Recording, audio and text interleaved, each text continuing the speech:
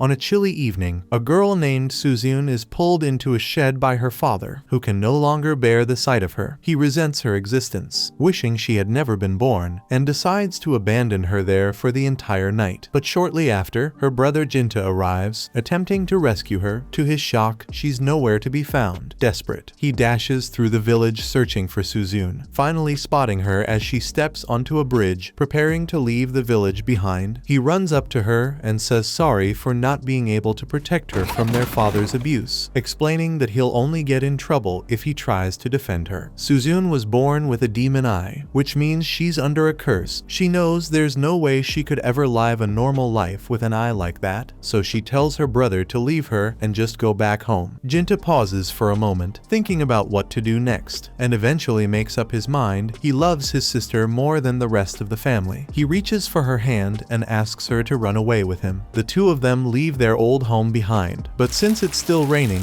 the cold starts to set in. With nowhere to take shelter, Jinta brings Suzune to the ruins of an old building, and the two curl up together to stay warm. Suzune has already drifted off to sleep, and Jinta is on the verge of losing consciousness as well. But just before he does, he spots a man walking toward them, who mentions something about taking them in. When Jinta finally wakes up, he realizes the man is carrying him while Suzune walks beside them. The man is relieved to see Jinta awake and gently sets him down before they all continue their journey toward the man's village. The village is primarily home to blacksmiths who specialize in crafting katanas, meaning everyone is busy at work at the moment. The man guides Jinta and Suzune to his house, and the moment he opens the door, his daughter rushes out to welcome him. Though delighted to see her father, she's also intrigued by the two children standing behind him. Her father then explains that from now on, Jinta and Suzune will be staying with them. He asks his daughter if she's okay with that, and she actually seems thrilled by the idea, since that means she'll have friends to play with. She walks up to Jinta to introduce herself as Shiryuki, and she hopes all three of them can get along with each other from now on. That night, Jinta finds it hard to fall asleep, so Madoharu asks him if something's bothering him while cleaning his katana. Madoharu listens as Jinta asks if he's a samurai, but Madoharu explains that he's actually a sentinel, and it's his duty to protect important people and places. The next morning, Jinta and Suzune meet up with Shiryuki and Chidos by the river. While heading back home, Jinta brings up Shiryuki's mother, Yokazi, who helped him and Suzune remain in the village. Shiryuki explains that his mother is an Itsukaheim, a maiden of the fire god, and that only the village chief and her husband, Madoharu, who serves as her sentinel, are able to see her. The next day, Jinta trains with Madoharu, but as a novice in sword fighting, he's easily knocked to the ground. He tells Jinta that he still has a long way to go, but if he keeps practicing, then he will surely become a master someday. Years pass, and Jinta has become the new sentinel of the Shrine Princess. He's now attending a meeting with all the village officials and the princess herself, who remains hidden behind a curtain, unseen by anyone. As the meeting begins, she praises Jinta for his exceptional demon-slaying skills. He humbly replies that he's just doing his duty protecting the village. The last demon he faced even tried disguising itself in human form to slip past the village's defenses. One of the officials begins to look uneasy after Jinta says this, and the others ask if he has any idea why a demon would try to sneak into the village. An elderly man suggests the demon might be targeting the princess, since according to legend, if a demon consumes a princess's liver, it will gain immortality. However, it could also be after the sacred Yeria sword, which has been passed down through generations and holds great importance, making it a logical target for demons. The old man goes on to say that the Yeria sword was forged by one of the most skilled blacksmiths ever known, and it's believed to possess mystical powers within it. If the demons are really targeting the Yeria blade, the entire village could be in danger. The chief warns everyone to stay alert, but Kiyomasa dismisses the concern after all. He and Jinta are tasked with protecting the princess, though he makes it clear he doesn't believe Jinta is fit for the duty. Just as the two are about to clash, the princess silences them. With the meeting over, everyone exits the shrine except Jinta, who stays behind to stand guard over her. With just the two of them left, the princess steps out of her chamber, revealing herself to be Shiryuki. Jinta scolds her for being so careless, reminding her that a princess shouldn't let herself be seen so freely. But the two have been close friends for years, so she brushes off his concerns. She then mentions that Suzune is also present, though the shrine is strict strictly forbidden to outsiders. Strangely, Suzyun hasn't aged a bit in all this time. When Jinta and Shiryuki rouse her from sleep, she beams with joy at the sight of her big brother again. Jinta has been so busy with demon slaying that she barely ever gets to see him, but while he's happy to see her too, he scolds Suzyun for coming here since the shrine is off limits. She doesn't understand why she can't visit Shiryuki, but Jinta gets to see her whenever he wants. But rules are rules, so Jinta tells her to go back to their house. After Suzyun departs, the chief soon makes his way back to the shrine, carrying something important he needs to talk about with Shiryuki. He then asks Jinta to give them some privacy. At first, Jinta refuses, as he considers it his responsibility as Shiryuki's sentinel to stay by her side at all times. However, Shiryuki tells him he can take the rest of the day off, and with that, Jinta eventually heads home. Meanwhile, just outside the village, two demons have taken an interest in Suzyun because of her demon eye. The following day, Shiryuki quietly slips out of the shrine and reunites with Jinta and Suzyun. The three of them decide to share breakfast together, as it's been a long time since they've eaten like a family. Afterward, Jinta and Shiryuki go on a date. She has something important to tell him. Earlier, the chief spoke with her and said she should start thinking about producing a successor, in case she's killed by the demons. It's a grim thought, but he's not wrong, so now, Shiryuki needs to marry soon, and it's been decided she'll marry Kiyomasa mainly because he's the chief's son and the future leader of the village. Jinta doesn't know how to feel about the news, and Shiryuki isn't happy either. She confesses that she's in love with Jinta, and had come hoping to ask him to run away with her and start a new life. But deep down, she knows he'd never say yes. Jinta swore to protect the village and trained for years to do so, and Shiryuki made the same promise when she became the Shrine Maiden. Running away now would betray everything they've fought for. As more time goes by, Jinta is summoned to another meeting, where he learns of two demons spotted deep in the forest. Given the mission to eliminate it, he gets ready to depart without delay. But just as he's about to leave, Kiyomasa intercepts him. Knowing Jinta must have already heard the news that Shiryuki is set to marry him, Kiyomasa can't comprehend why Jinta is behaving as though the revelation doesn't bother him at all. Jinta tells him there's no reason to be upset. What matters most to him is the safety of the princess and the village. The crazy part is, Kiyomasa isn't even trying to brag about marrying Shiryuki. He knows Jinta loves her, and that she loves Jinta too, so it just feels wrong for him to be the one marrying her. But Jinta has already made up his mind, so he sets out from the village to complete his mission. As Jinta steps into the forest, a demon ambushes him without warning. Before engaging in battle, he asks the demon if it's alone because the report said there were two demons out here, and the demon reveals its partner had unfinished business to take care of in the village. A bad feeling twists in Jinta's gut. First, he'll have to cut this one down, then rush back to stop whatever the other is planning. With a heavy swing, he dashes forward and manages to sever one of the demon's arms, but the demon continues its relentless assault, forcing him to retreat. The demon grabs its own severed hand, not even angered by the loss. Instead, it's merely impressed that Jinta possessed the skill to cut it off. Meanwhile, in the village, Suzyun is terrified when a demon woman confronts her. The demon insists that Suzyun is just like her, but Suzyun refuses to accept it. The woman quickly figures out that Suzyun's love for Jinta is suppressing her from becoming a full demon, something she finds frustrating, as it must have taken endless love and care from Jinta to make Suzyun so kind. Suzyun loves Jinta with all her heart, so hearing the demon speak highly of Jinta brings her a sense of comfort. Now that Suzyun no longer fears her, the demon begins trying to persuade her to use her powers to assist her. She even assures Suzyun that she won't harm her in any way, and since everyone knows demons are incapable of lying, she tells Suzyun that she can trust her. However, the girl rejects her offer because there's a chance that the demons might hurt his brother. The demon girl can't deny that, so she tries using a different method to convince Suzyun and shows her a vision. The vision shows Shiryuki undressing and getting ready to kiss Kiyomasa, and seeing this makes Suzyun throw up. so she questions the demon, asking if what she witnessed was real. The demon then explains that her ability lets her see into the future. She can also share those future visions with others, which is exactly what Suzyun just experienced. But if Suzyun still has doubts, the demon says she's more than willing to take her to the shrine right now so she can see it for herself. Meanwhile, Jinta is still fighting the other demon, but before the fight continues, he wants to know why the demons attack humans in the first place. The demon explains that it is simply its purpose in life. Demons don't necessarily have to kill humans, but every demon has an intended purpose they must fulfill, and right now the demon's purpose is to stop him. The demon's power lets him absorb other demons' abilities by eating them, even reshaping his body freely. Knowing hesitation means death. Jinta lunges to finish him, but in an instant, his arm is torn off. When he tries slashing the demon's throat, the monster just crushes the blade with his teeth. By all accounts, Jinta should be a dead man, but at the last second he reaches back and grabs a piece of his shattered sword. He then plunges the fragment deep into the demon's heart before the demon could retaliate, so Jinta emerges victorious. The demon accepts his defeat, and he's happy about it. This was his purpose all along. He reveals that his companion has the foresight ability, and used it to look 170 years into the future. Her vision showed the strongest demon of all time living right here. That's why they came in the first place. As soon as the demon mentions a demon living in the village, Jinta realizes he must be talking about Suzyun. But before he can react, the demon says he's going to give Jinta a gift to congratulate him on his victory. A second later, the demon's severed arm grabs Jinta's head and begins squeezing him until he passes out. Meanwhile, back at the shrine, Kiyomasa is on top of Shiryuki, but she asks him to stop, saying she's not ready to have a child, or at the very least, she wants to wait until they know Jinta is safe. However, Kiyomasa insists that now is the perfect time, pointing out that Jinta is currently away on a mission, otherwise, Jinta would be stuck sitting outside, forced to listen to her moaning. Before anything else happens, the demon girl bursts through the curtains, forcing Suzyun to see the horrifying scene, and she's completely devastated. Meanwhile, Jinta wakes up in the forest, his arm somehow restored, the demon gone. But he can't dwell on it. Suzyun might be in danger, so he sprints back to the village without another thought. Meanwhile, Suzyun struggles to process what she just saw. Watching Jinta love Shiryuki was painful, but she endured it, even halting her own growth to avoid interfering, all for his happiness. She even stopped herself from growing up so she wouldn't get in the way of Jinta and Shiryuki's relationship. Shiryuki is marrying someone else. That's the breaking point. So Suzyun loses control and completely snaps. She's overwhelmed with frustration that Shiryuki would betray Jinta's love. And after a few provocative words from the demon girl, Suzyun makes the decision to kill. Her demon powers awaken all at once, and the entire room becomes shrouded in black aura as Suzyun transforms into her teenage form. Kiyomasa grabs the legendary sword and attempts to strike Suzyun, but before he can make a move, the demon knocks him out cold.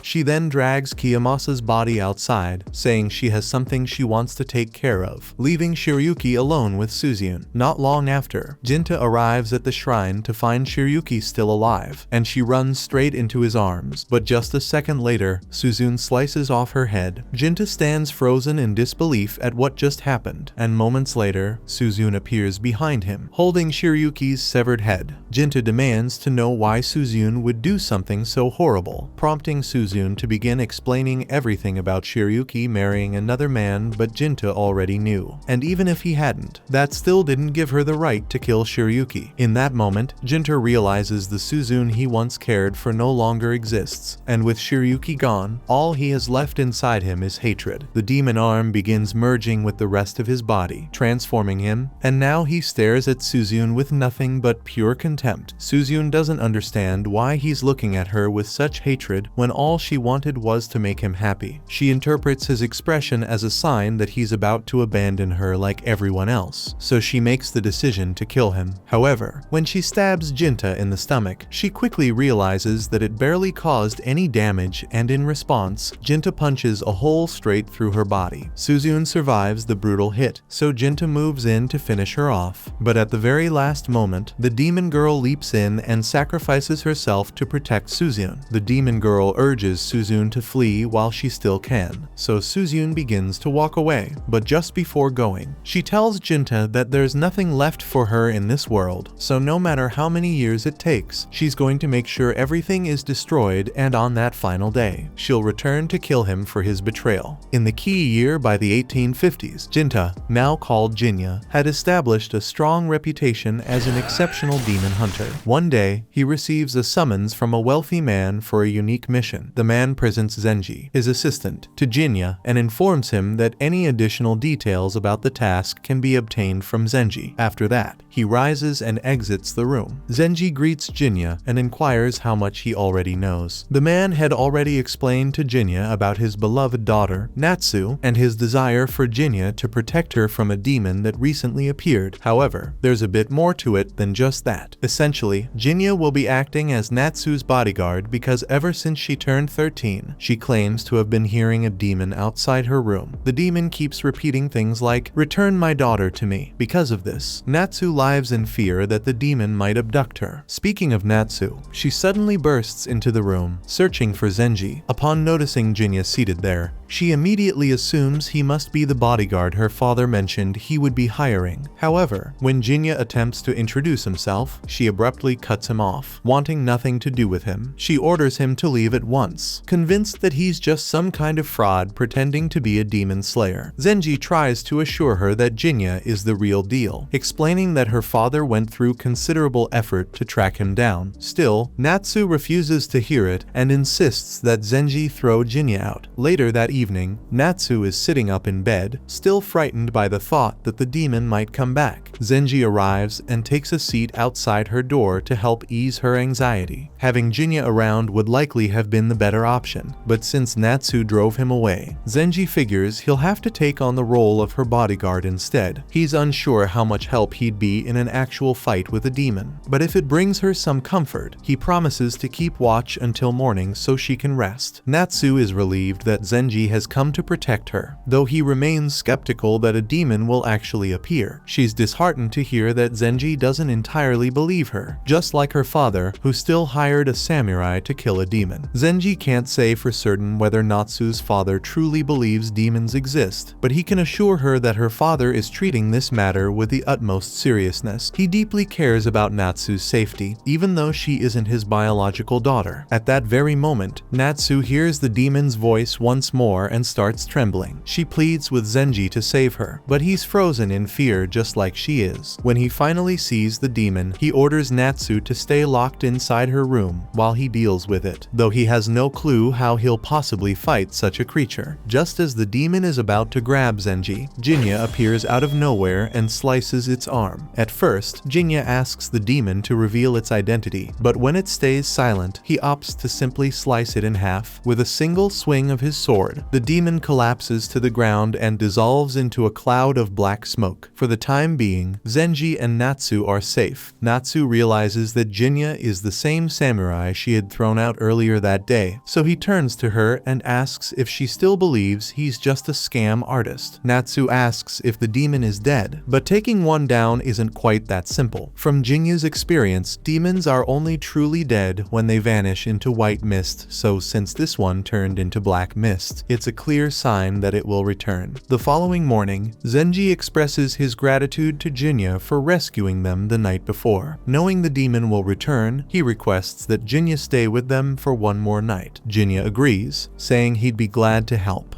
But first, he has some questions about Natsu. Ever since he heard the demon demand, "Return my daughter to me," something has felt off to him. Now, he wants to know if there's more to the story. Zenji clarifies that Natsu's birth parents were distant relatives of the boss, but they died some time ago, prompting the boss to take her in and raise her as his daughter. And just in case Jinya is concerned, Zenji insists there's absolutely no chance Natsu could be a demon child. If she were, the boss would never have adopted adopted her in the first place. He then reveals something darker. The boss's own wife was killed by demons, and afterward, his son vanished without a trace. To this day, the boss holds demons responsible for destroying his family, and his hatred for them runs bone deep. Later that evening, while Natsu is having dinner with her father, he asks if everything has been going smoothly with her new bodyguard. At first, she had her doubts about Jinya, but after witnessing his skills firsthand, she's convinced he's the real thing. Still, Natsu can't help but wonder why her father chose Jinya in particular for the job. He explains to her that lately, whispers have spread through Edo, not just about demons lurking in the shadows, but also about a mysterious swordsman capable of cutting down any demon in a single strike, provided the price is right. Natsu's father looked into these rumors himself, confirming their truth. That's how he knew there could be no better protector for Natsu than this very man. Natsu is relieved to discover that her father truly took her seriously when she spoke to him about the demon, since his love is the only thing that matters to her. Ever since he adopted her, Natsu has felt immense joy, yet she has also endured relentless torment from the cruel rumors people keep spreading about her. Later that night, as planned, Zenji and Jinya wait outside Natsu's room when suddenly she steps out and asks Jinya to tell her his name. She hadn't allowed him to introduce himself earlier, since Natsu's father clearly respects him. She's made up her mind to trust Jinya as well. Jinya notices how deeply Natsu cares for her adoptive father, Juso, but that's only natural. After all, he welcomed her into his home and gave her a place to belong, so she feels immense gratitude toward him. While they're discussing the matter, Jinya brings up a rumor he heard about Juso's missing son and asks Natsu about it. However, the moment he mentions it, Natsu shouts that she has no knowledge of it. It's obvious that this is a delicate subject for her, so Jinya chooses to drop the topic for the time being to avoid upsetting her. Natsu then questions Jinya if it's actually possible for a human and a demon to have a child together, to which Jinya responds affirmatively. This leads Natsu to wonder if she could be the daughter of the demon who keeps attacking, but Jinya reassures her that she has no connection to that demon whatsoever. Natsu questions Jinya, asking how he can be so certain, so Jinya goes on to explain that he has some history with this particular demon, which is why he knows it couldn't possibly be Natsu's mother. There are several different ways a demon can come into existence in this world. It might be born from two demon parents, from a union between a demon and a human, or in more uncommon cases, a demon can appear out of nowhere. These types of demons are born from the essence of powerful emotions, especially the negative kind, and when those dark feelings build up inside people, they can sometimes manifest in the form of a demon like the one they're dealing with. Natsu starts freaking out after seeing the demon again, so Jinya casually walks up to it and starts asking it to state its name. The demon doesn't seem intelligent enough to understand what Jinya is saying. As it lunges at him, Jinya smacks it across the face and pins it to the ground. Zenji urges Jinya to hurry up and kill the demon already, but Jinya replies that if he does, it will just keep coming back. Natsu demands to know why, prompting Jinya to explain that this demon was born from her own emotions. It manifested because of Natsu's deep-seated belief that stirring up trouble would force her father to pay attention to her. At first, Natsu rejects the idea outright, but as Jinya speaks, she realizes his words ring true. She had desperately wanted something, anything to make her father see her as his real daughter, and then, out of nowhere, a monster appeared to fulfill that wish. Jinya tells her that the only way this demon will ever go away is if she regains control over her feelings, but Natsu doesn't know how she's supposed to do that. Jinya tells her that all she needs to do is come to terms with the way she feels and earnestly ask him to slay the demon. Natsu pauses, reflecting, and it dawns on her. All she truly desired was for Juso to love her as his own daughter, but deep down, she doubted he ever would. That's why she convinced herself that if a demon targeted her, he might finally show her the affection she craved. And now, those twisted feelings have taken physical form right before her eyes. In a way, that monster is her. But Zenji quickly stops her, insisting she shouldn't see it that way. Sure, the demon may have come from her emotions, but that's not what's important at this moment. Zenji knows the truth. Juso loves Natsu more than anything, and she feels just as deeply for him, even if neither of them is great at showing it. Moving forward, she'll have to face her feelings more openly, but Zenji promises he won't let her do it alone. He'll stand with her every step of the way. This gives Natsu the confidence to finally let go of the doubt and self-loathing that spawn the demon, so she tells Jinya to kill it once and for all, and as soon as Jinya hears those words, he pulls out his sword and slashes the demon in half. This time, the demon's body fades into a white mist, so Jinya is certain that it isn't going to come back anymore. But later that night, after Natsu has returned to bed, the demon's form starts to reappear. Jinya isn't entirely surprised. If the creature had been purely born from Natsu's own suppressed emotions, the fact that it's returning means another person's feelings must have contributed to its existence. And as far as Jinya's aware, there's only one other individual in these lands who ever had the capacity to become a demon: Juzo's wife. With Natsu's negative emotions gone, the demon is struggling to keep its shape, but the daughter it keeps calling out isn't Natsu, it's Suzyun. That means Jinya is Juzo's missing son, and this demon is his and Suzyun's mother. Truthfully, Jinya doesn't have any vivid memories of what his mother was like when she was alive, but it still saddens him that things turned out like this. All he can do now is bring her suffering to an end so that she can finally find peace and move on. The following morning, as Jinya prepares to depart, Zenji and Natsu come outside to thank him once more for everything he's done. But Jinya tells them there's no need for thanks. He's already received his reward. Besides, he sees this as his way of making things right. Natsu doesn't quite understand what he means, so Jinya goes on to explain that growing older has given him the chance to reflect on his past choices. Back when he ran away with Suzyun, he thought he was doing the right thing, but he never really stopped to think about how his actions might have impacted his father. Natsu remains confused by his words, so Jinya simply advises her to cherish the affection her father gives her. With that, he turns and walks away. Shortly after, Juzo emerges. When Zenji questions why Juzo didn't come out earlier to thank Jinya too, he shrugs it off. He'd been confident from the start that Jinya would succeed, so he saw no need for formal gratitude. Zenji questions why would Juzo place such absolute trust in some wandering demon slayer, but Juzo simply replies that it's only natural for a parent to believe in their own child. The others still haven't realized Jinya is actually Juzo's son, and Juzo has no plans to spell it out for them. With a dismissive wave, he tells Zenji to quit dawdling and return to his duties. Juzo turns to leave, but Natsu stops him. She has something on her mind. Tentatively, she asks if there's any way she can assist him with his work. Surprised, Juzo questions her sudden offer. She explains that Jinya advised her to show gratitude for Juzo's kindness, and this touches him, proof that Jinya still views him favorably. But with a warm smile, Juzo tells her she owes him nothing. After all, the greatest joy a parent can know is simply seeing their child grow up safe and happy. After traveling for some time, Jinya continues his journey and eventually arrives at a new village, where he stops at a soba shop to have lunch. The owner prepares his meal and hands it to his daughter, Afu, so she can bring it over to Jinya's table. Afu is still getting used to the job, so she's been practicing to make sure she doesn't spill anything. Her father is proud that this time she managed to avoid making a mess. Speaking of messes, he brings up the fact that there have been a series of murders happening lately. Rumor has it that a serial killer is lurking in town, but the emperor refuses to take any action about it. Jinya cautions him to watch his words, since speaking against the emperor could get someone killed, but Jinya isn't the type to report people. And besides, he's grown quite fond of this place. He'd hate to see anything bad happen to it. As the conversation continues, the man asks Jinya why he keeps returning to their shop. Afu scolds her father, telling him not to pester Jinya while he's eating, or he might not come back. But honestly, this is Jinya's 5th straight day stopping by for a meal. He's basically a regular at this point. After finishing his meal, Jinya pays the shop owner for the food, but before he walks out, the man can't help but ask why Jinya always carries so much money. He's not making any accusations. It's just that most Ronins don't have that kind of cash on hand. He's curious where Jinya gets his funds from. Jinya reveals that he's a demon hunter, but the shop owner is skeptical about the existence of demons. However, he's recently heard some disturbing rumors. Locals suspect the serial killer could be a demon, as every victim discovered had their body horrifically mutilated, and several others have vanished completely without a trace. That certainly seems like a demon's work, so Jinya inquires about the last known location of the slasher to investigate. All this discussion of serial killers and demons is making Afu anxious, so before Jinya departs, she tells him to be alert out there. That night, Jinya makes his way to the bridge, the last known location of the slasher, hoping to put an end to the killings. He waits for hours, but nothing happens. Just as he's ready to call it a night and turn back, a desperate scream pierces the air, a woman crying for help. He dashes toward the sound, but when he arrives, all he finds are mutilated corpses strewn across the ground. Strangely, every body is male, which means the slasher must have taken the woman alive. While Jinya is still trying to make sense of what's happening, he suddenly senses something approaching, prompting him to instinctively dodge and narrowly avoid a sword slash. His attacker appears to be invisible, making it impossible for Jinya to keep track of him, and he ends up getting slashed across the back. Jinya is convinced that the attacker must be a demon, and since no one is around to witness it, he no longer needs to hide his demon arm. The invisible demon lunges forward, attempting to slash Jinya once more, but Jinya's body has become too hard now, causing the sword to shatter on impact. No longer holding back, he prepares to finish off the slasher demon for good. However, before he can act, the demon raises his arms and surrender, introducing himself as Mosuk. He explains that the sole reason he attacked Jinya was because he, too, had been hunting the slasher. He'd heard rumors of the slasher being a demon and sensed a demonic presence nearby, so he naturally thought it was the slasher. Upon arriving, Jinya was the only one he saw. If his story true, Jinya questions why a demon would pursue a serial killer. It's a lengthy tale, so Mosuk proposes they move elsewhere to discuss it before anyone notices them.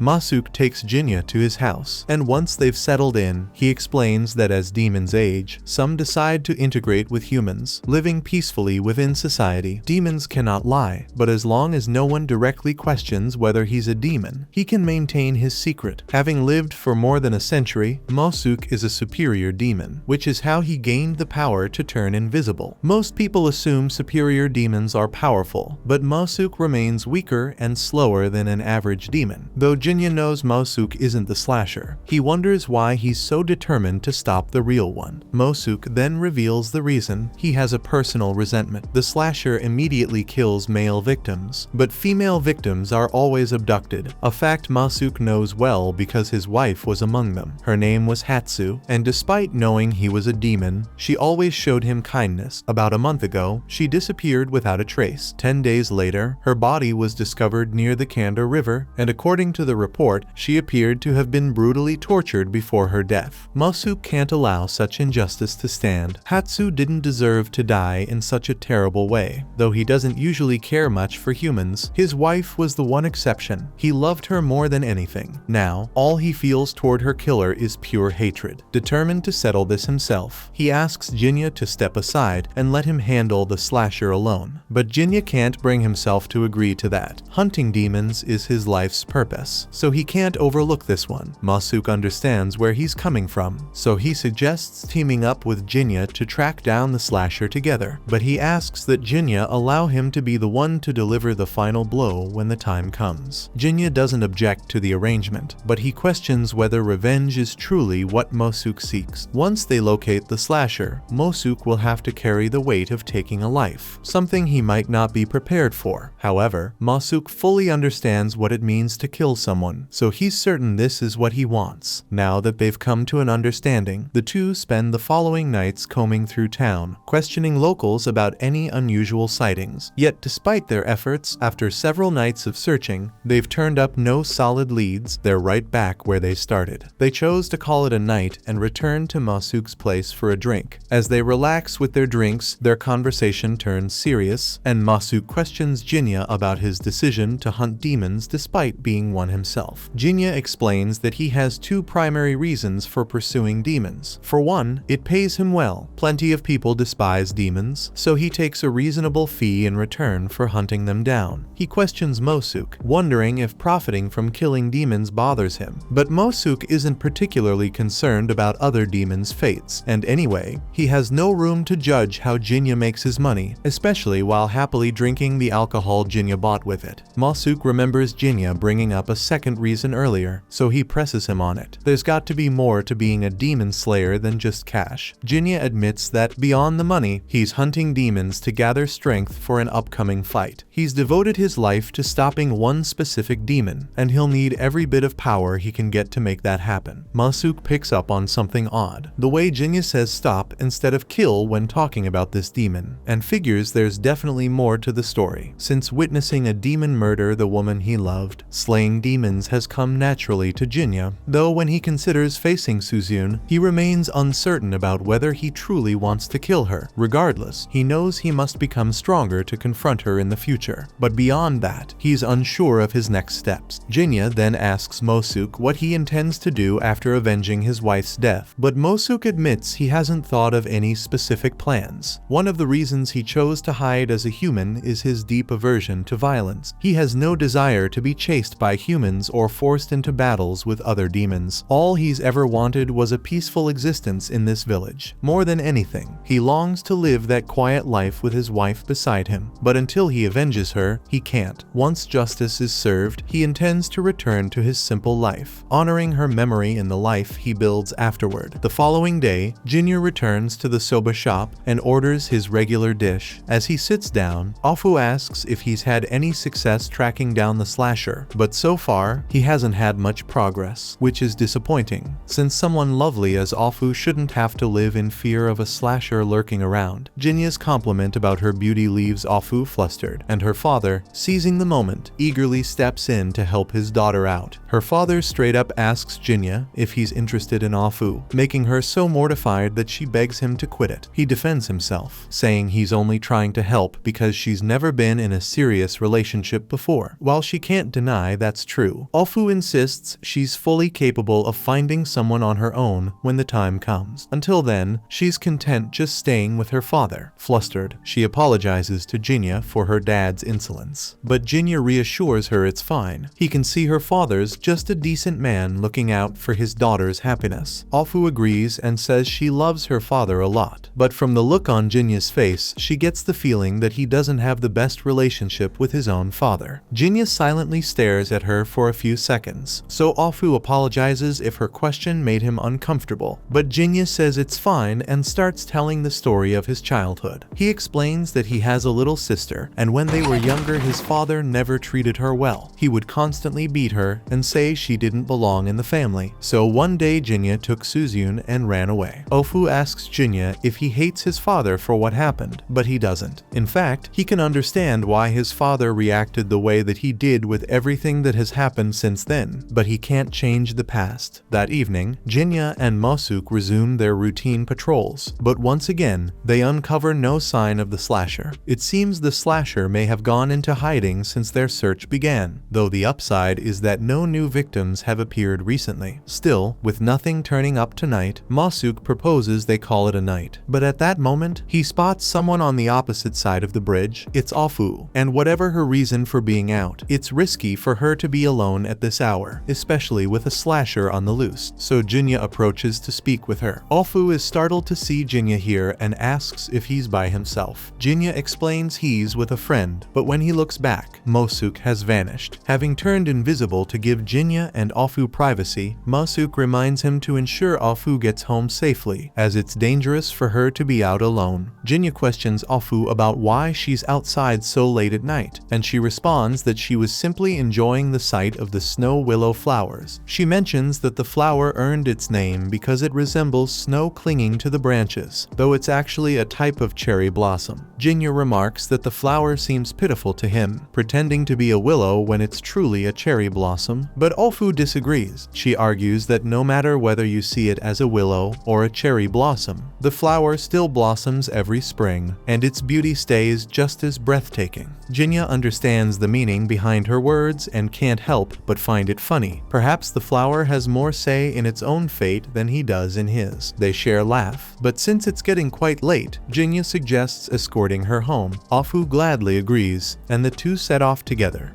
As they walk home, Afu suggests to Jinya that he should try to unwind more frequently since he always looks so tense. Jinya admits she might have a point, given that he's spent his whole life chasing one specific objective, rarely allowing himself a moment to relax. Afu doesn't know what this major goal of his actually is, and she doesn't plan on digging into his private matters either, but she thinks devoting your entire existence to a single mission sounds incredibly exhausting. Jinya agrees that it definitely is. is, but explains that he has nothing else to live for, so he chooses to keep going just the way he is. As they continue walking, Afu spots a few flowers growing beside a wall and pauses to get a closer look. She turns to Jinya and asks if he knows what kind they are. He admits he has not clue at all. Afu then tells him that they're called winter daphnes and explains that these flowers are known for surviving through the cold season and finally blooming when spring arrives. Afu spots another cluster of flowers nearby, and this time, Jinya recognizes them. They're chickweeds. He knows this because, in the village where he grew up, they were a common remedy for stomachaches. A friend from his childhood would often need them because she couldn't resist eating sweets until her stomach ached, and Jinya would always ensure she received the remedy. Afu can't help but smile at the story, and the fact that Jinya recalls such a warm memory shows that his life isn't just about that one all-consuming goal. Eventually, the two reach Afu's house, and she thanks him for walking her home before turning to head inside, just as she's about to leave, though Jinya asks if she'd be willing to teach him more about flowers another time. Following that, Jinya resumes his duty of standing guard in case the slasher appears, positioning himself by the bridge tonight. At one moment, a drunken man stumbles by, trailed by a girl. As she passes Jinya, she's captivated by his looks, but her admiration is short-lived, as moments later, the drunk man ahead is brutally ripped apart. Jinya swiftly leaps into action, grabbing his sword to confront the demon, but with the girl present, he's unable to tap into his demon powers. He fights fiercely to slay the demon, yet its tough skin resists his slashes, leaving him only able to shield the girl by keeping the slasher at bay. Sadly, the slasher slips past him and lunges toward the girl. However, just as the slasher swings to decapitate the girl, Mosuk suddenly pulls her out of harm's way. This brief distraction gives Jinya another chance to strike, but even now, his blade still can't pierce the demon's skin. Ultimately, before he can finish the fight, the creature seizes an opening, leaping into the sky to flee before Jinya can bring it down. Jinya expresses regret to Mosuk for allowing the demon to escape,